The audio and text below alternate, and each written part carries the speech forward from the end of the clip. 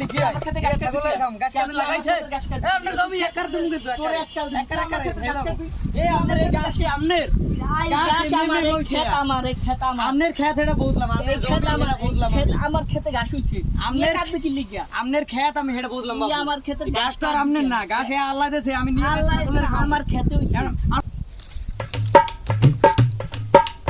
আবার পূজা কি লগে তো যাই দেখান লাগে একবার খেলা গেলাম